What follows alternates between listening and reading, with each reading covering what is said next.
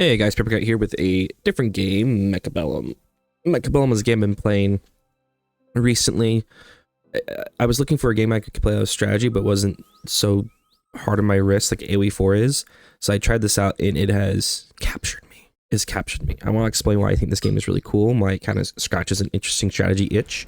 So the whole point of Mechabellum is you and your opponent are both placing units on a battlefield. Let's have to make this first pick.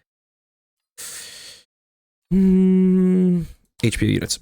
You place units on the battlefield. You each have your own little command centers that, if destroyed, will slow down your units for a minute. And this game strategy is all about the counter system within the game. What units counter what units, swarm units, singular units, heavy, medium, light, ranged, melee, air, not. But also where you place your units. And so a really interesting part of this game has been figuring out how it works. Oh, also every unit can be upgraded. There's just a lot, going into the game. And so it has been fascinating to learn it and try to get better at it. And I wanted to kind of show some of the gameplay here and explain my thought process while I do it and see if you guys also find it interesting. So first part is this interplay between your starting card. So you pick your person basically in the stats you get from that. And so for example, my opponent picked, he got 200 extra supplies. Supplies is your currency used to buy units. I picked all my units will be beefier, which is nice. 2, every round you can only pick 2 units to add based on their cost. You can unlock 1 unit around. Now there is some ways around that, but that's the baseline. Then you can get upgrades in your base. Then you can upgrade your units. You can customize these upgrades. So you can actually go into like your garage and actually customize your unit's look. Last interesting part is that once you place a unit, you can't move it. There is something you can buy that allows you to move 1 unit. But generally, once you play a unit, it's stuck there. And so there's this constant back and forth as every time you and your opponent place your units and then you see how you placed it, you then have to go back and redo that again and figure out, how do I counter that? Of course, your opponent's trying to counter you. And so it's this fun back and forth where I rarely feel like a game's a snowball, because if you set up your units in a way to win, there's a lot of ways your opponent can counter that. So for example, what's happening right here? My opponent came at me with a bunch of these hounds. These hounds can kill swarm units. I don't have any swarm units. I have some small tanks. I have some artillery. So my units did really good against that. My opponent saw that and he bought swarm units. Why did he buy swarm units? So swarm units are units that do a lot of damage individually, but are weak. So he bought these crawlers. Crawlers do really good melee damage if they get close. If you notice, I have these sniper units and these tanks, and they don't do well against crawlers, but luckily I held on. So every round you both get actually the same thing. So I know my opponent's going to pick potentially one of these. I can also pick one of these as well. I like Vulcans. I'm going to do that for my Vulcans later. Okay, so what do I see right here? And also you're on a timer to pick it. So while it's not a fast game, you also can't sit here forever. So he has a front line of balls, which do really well against individual units. They do like high damage against high HP, and then he has anti-swarmers, and he has swarms in the back. So I also have these like special powers I can pick, but I'm not going to do any of those yet. My marksman did a pretty good job. I kind of need a front line. I might just potentially do more tanks. Actually, tarantulas would go hard here. So tarantulas are a heavy unit, but they also shoot quickly. So they're good against these like small units that aren't quite swarm units, but are still pretty strong. I think a tarantula on each side. So my smaller sledgehammers are going to take the hits from these steel balls, but then my tarantulas will do pretty good damage against them individually. I have my stormcallers back here, which are doing damage against him.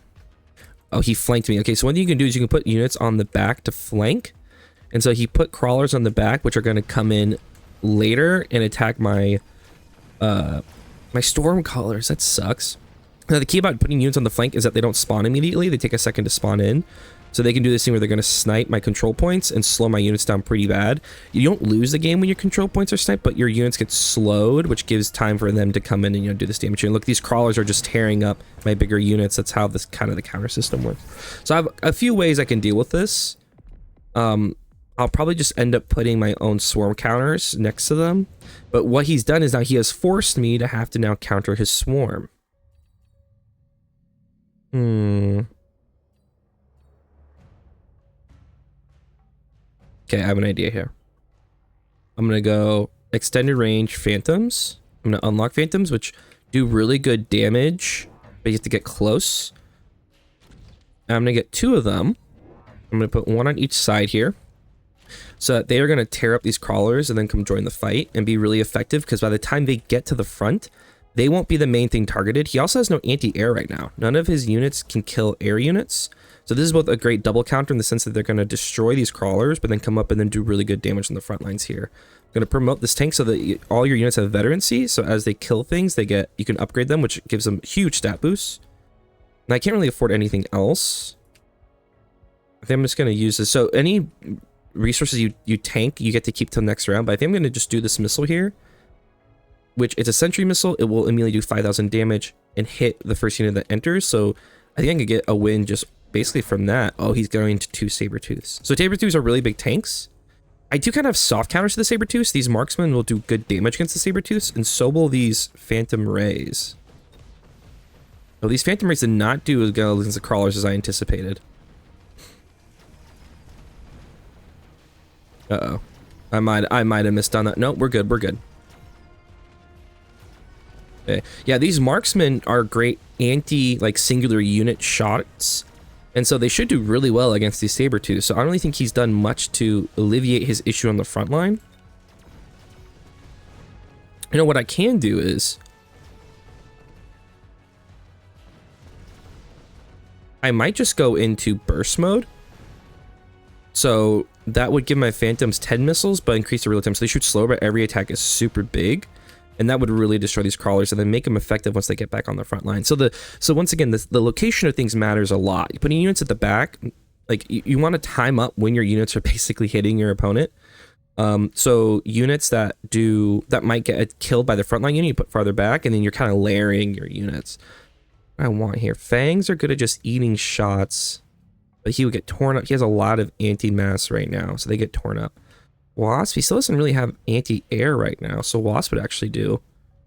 I'm going to Wasps. What I'm going to do is I'm going to set 1 Wasp group to counter, and then I'm going to do the same thing where these Wasp groups are going to start in the back and then roll up. I'm going to give my Phantoms upgrades. I'm going to upgrade all of my marksmen. In this, I could still buy units. Do I just go more marksmen? I might just do marksmen and then start upgrading them. Could do another Stormcaller as well.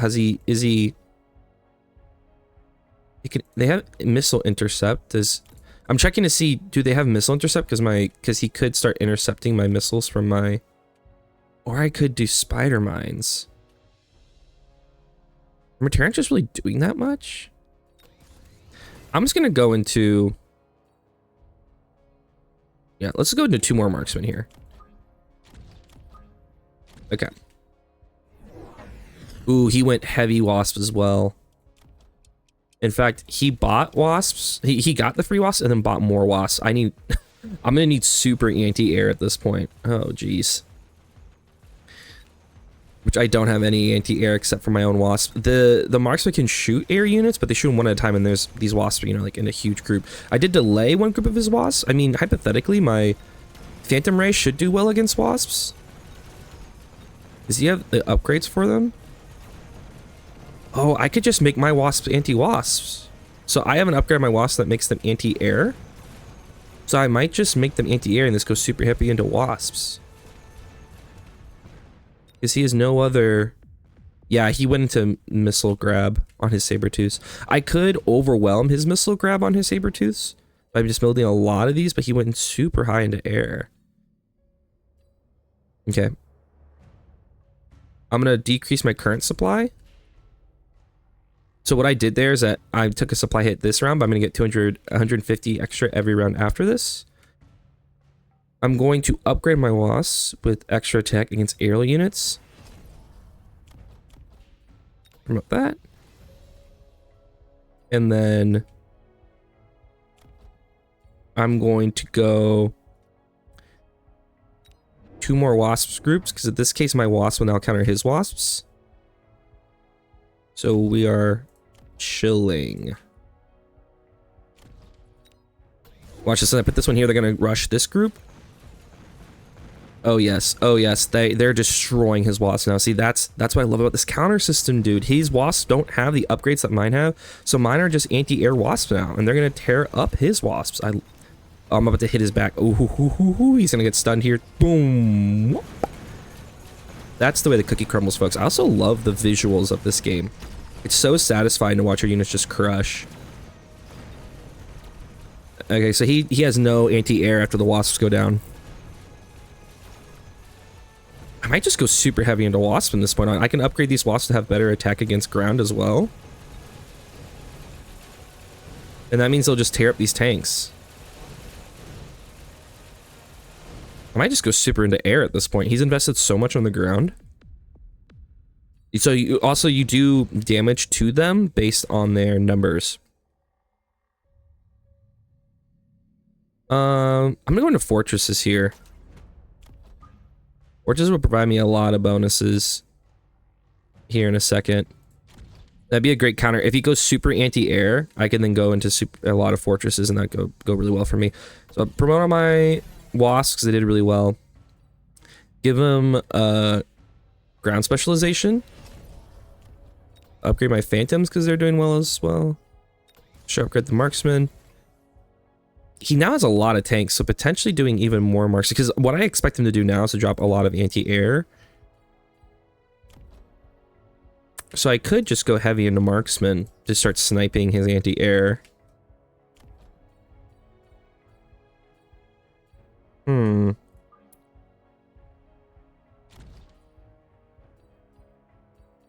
I mean, I could upgrade the marksman, I mean.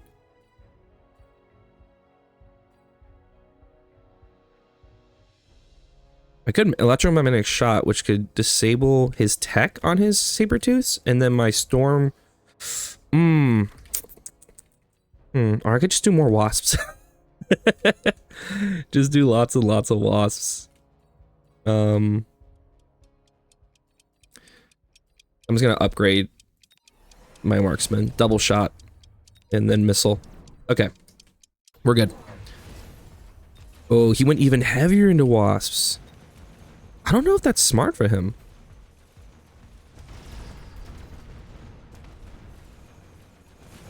Like, my wasps are just better.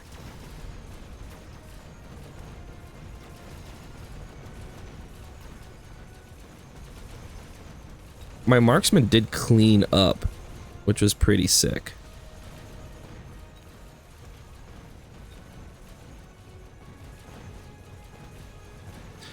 Oh, this isn't looking good on this side.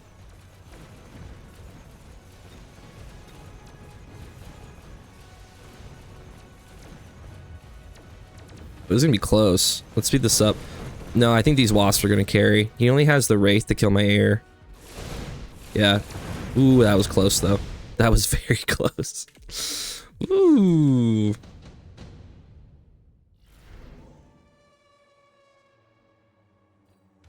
Oh, perfect. Pop this bad boy on this. Boom. Okay, that gives me a shield. Grade you. Doing a third, that's such an expensive upgrade now.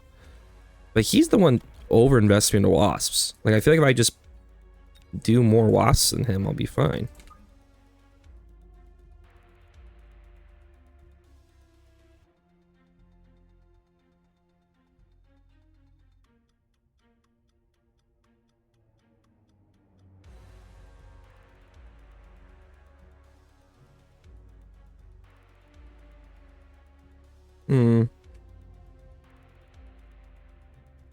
Yeah, put that one here. Put this one over here. I'm gonna do an upgrade that allows me to build a third unit. I'm gonna drop another fortress. This one on this side. And then I don't think I need to do anti-air barrage. Why not? Alright. What do you do? Upgrade his wasps to have energy shields. Oh. Bombardment, not a great start, but we're okay. Okay, so I got anti-air barrage in these fortresses, and now they're taking out his range, so my wasps should now just really tear. Wow, these wasps freaking died. The energy shield, I think, is a big deal. I wonder if it's going to be a big investment, but I think if I invest in an energy shield, I'll just win.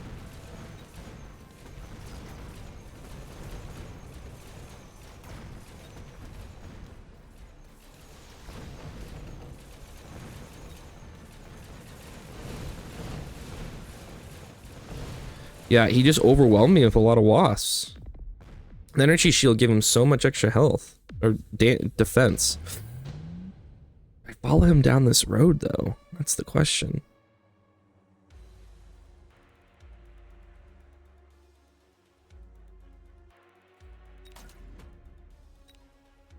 Once there was a way to get back homeward.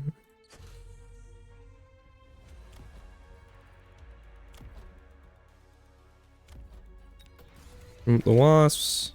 What you? I'm gonna do it. F it.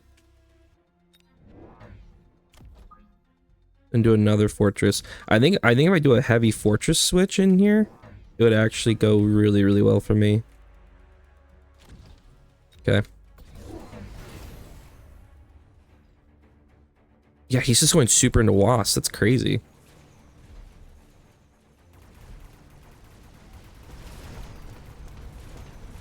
Oh, he's using the missile defense to defend his wasps from my missiles. That's crazy. His comp is actually really interesting. So he does a lot of saber-tooths with the missile interceptors. Then he makes mass wasps that I can't kill with these anti-air barrages.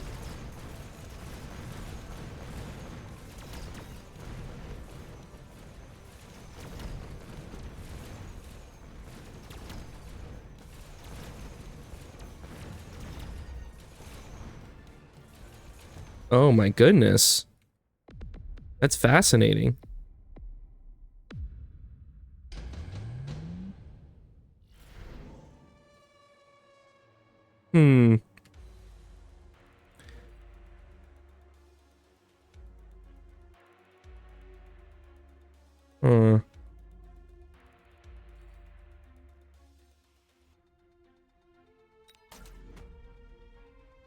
Okay. What if I just do mass? So these guys are really good anti-air if you set them up correctly. I think I'm just gonna have them blitz the right side here.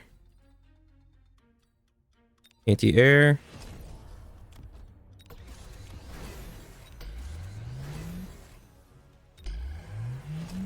Okay.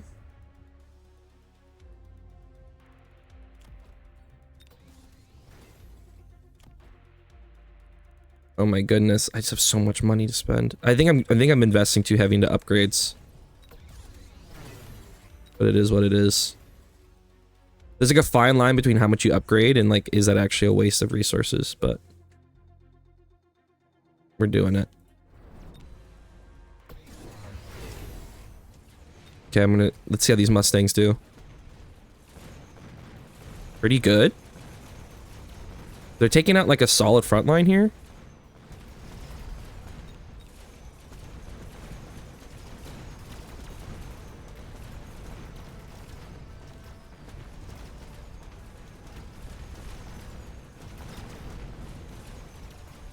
Are these phantoms doing work? That's the question on these. The wraiths? Are the wraiths doing a lot too? His wraiths aren't like getting up. That one is. Dang, his strategy is really good on this mass. The saber-tooth into mass. And I just didn't respond with enough anti-air. I just didn't make the counters. Am I gonna lose? Oh my god. Well, that was a game of Mechabellum. I hope you enjoyed it. I think I'm gonna start when I stream. I'll do like a round or two at Mechabellum before I go into AoE 4. I'm just having a lot of fun with it.